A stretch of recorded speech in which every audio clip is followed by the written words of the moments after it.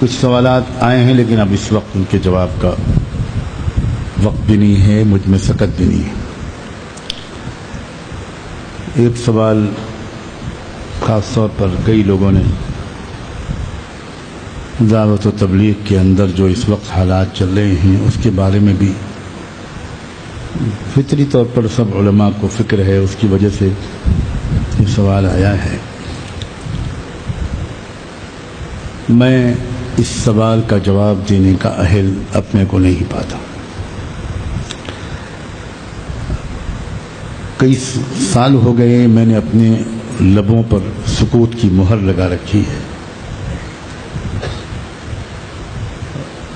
میرا دل جب اس کو کوئی یاد دلاتا ہے تو اس قدر غموں سے بوجھل ہو جاتا ہے کہ میں کچھ نہیں کہہ پاتا۔ میں میرے روئیں روئیں پر، میرے خاندان کے روئیں روئیں پر ہم نسلی طور پر تبلیغ کے غلام ہیں۔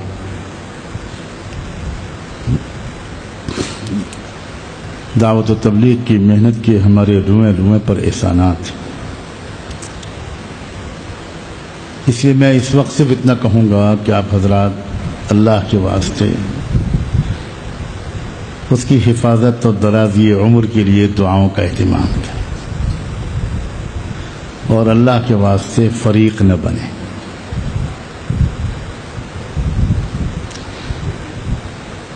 جب دارالعلوم دیوبند میں اختلاف ہمارے اکابر کے درمیان ہوا تھا تو میں اس وقت مدینہ منورہ میں زیر تعلیم تھا، پڑھتا تھا، اور چھٹیوں میں گھر جب آنا ہوتا تھا تو کوئی ایک آدھ جملہ ہماری بھی زبان سے اپنی نادانی کم عمری میں کچھ نکل آتا تھا۔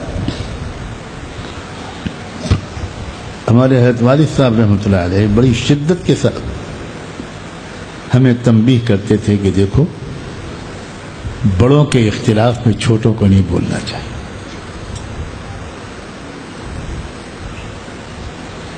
یہ بڑوں کا اختلاف ہے، بڑے آپس میں خود طے کریں، چھوٹوں کو کسی بھی فریق کے حامی اور مخالف نہیں بننا چاہیے۔ ہم نے یہی سیکھا ہے۔ یہ سارے حضرات ہمارے بڑے ہیں، ہمارے سروں کے تاج ہیں، اور یہ کام، یہ وہ ماں ہے جس کی چھاتیوں سے ہم نے ایمان و یقین کا دودھ پیا ہے۔ اس کو بیابرو ہوتے ہوئے دیکھنا ہمارے بس کی بات ہے۔ اس لیے لوگوں، اللہ کے واسطے مجھے اس کے بارے میں کچھ بھی کہنے پر مجبور نہ کرو۔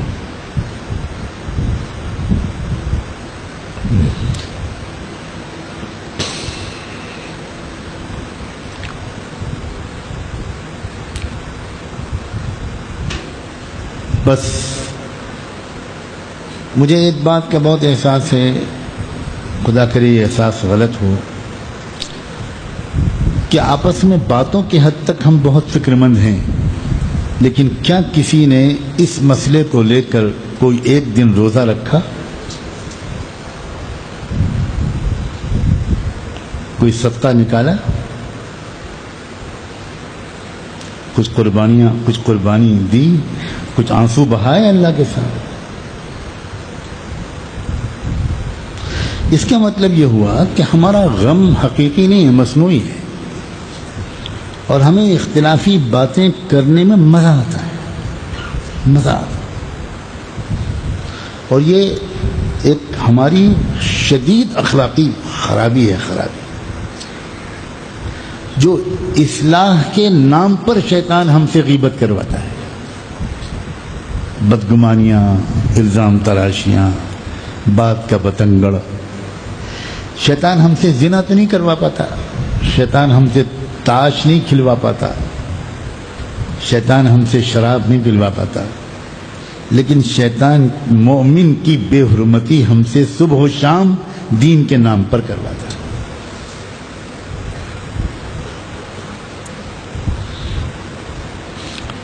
اگر فکر ہے تو باتیں مت کیجیے، روزہ رکھیے، صلاۃ الحاجت پڑھ کر بلک بلک کر رو کر اللہ سے مانگیے کہ اللہ اس کام کو اور اس کے مراکز کی حفاظت فرما، اس کو لے کر چلنے والے تمام اکابر اور کارکنوں کی حفاظت فرما، اللہ اس کو امت میں جوڑ ہی کا سبب بنائے رکھ، اس کو توڑ کا سبب نہ بننے دے۔ آپ یہ کریں اور اپنی کرنے کے کام جو بتائے گئے ہیں اس میں مشغول رہیں۔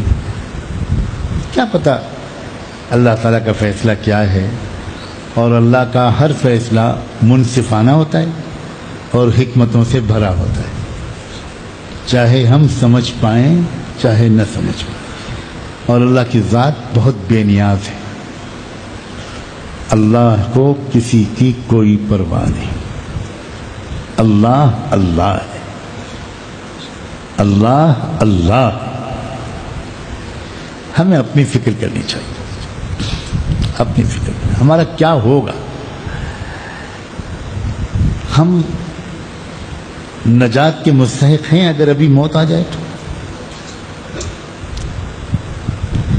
ہم سے اللہ تعالیٰ کیا یہ پوچھے گا کہ تم نے تبلیغ کے کام کو انتشار سے بچایا تھا، یا یہ پوچھے گا کہ یہ بتاؤ کہ تم نے اپنی آنکھوں سے لاکھوں بار زنا کیوں کیا،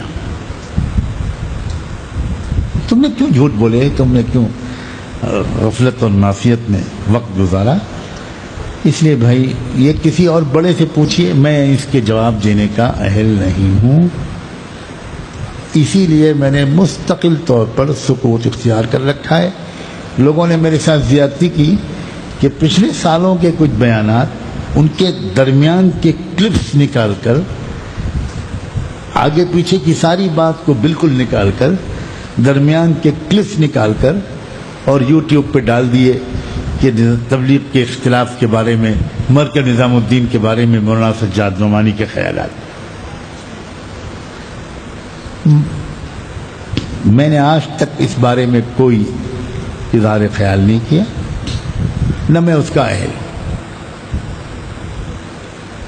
مجھے وہ دن یاد ہیں اور یاد رہیں گے جب میں محتاج طالب فقیر بن کر مرکز نظام الدین جاتا تھا، تو ایسی کیفیت میرے دل کی ہوتی تھی کہ میں بتا نہیں سکتا۔ میرا دل چاہتا تھا کہ میں دلی اسٹیشن پر جو اتروں تو چپل جوتے پہن کے نہ اتروں، میرے محبوب کا شہر ہے۔ اور اس کے بعد جب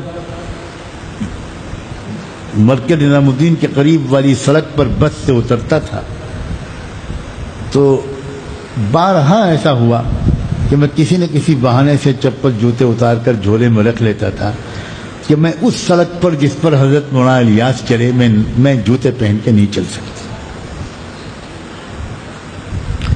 اور جب میں بنگلے والی مسجد کی سیڑھیوں پہ چڑھتا تھا تو اکثر میری آنکھوں سے آنسو جاری ہوتے تھے، اور جس وقت میں اپنے محبوب شیخ اور امیر وہ عجیب و غریب ہستی حضرت جی مولانا انعام الحسن صاحب رحمۃ اللہ علیہ، ان کے منور چہرے کو دیکھتا تھا تو اکثر پھوٹ پھوٹ کے روتا۔ بہت یادیں ہیں میری زندگی کی، اس لیے میں اس مرکز کو یا اس کی طرف منسوب کسی بھی شخصیت کو بالکل اپنا محسن سمجھتا ہوں، اور کوئی فرق ان کے درمیان کرنے کو تیار نہیں۔ آپ حضرات سے بھی یہی گزارش ہے کہ دل کو بڑا کر لیجیے، دل کو کشادہ کر لیجیے۔ اگر آپ کا دعوت کی محنت سے تعلق ہے تو اپنے اعمال میں لگے رہیے، فریق نہ بنیے، فریق نہ بنیے۔ بہت بڑے بڑے لوگ ہیں جو اس معاملے میں پڑھیں، اللہ ان کو توفیق دے، ہم لوگوں کی سطح یہ نہیں ہے۔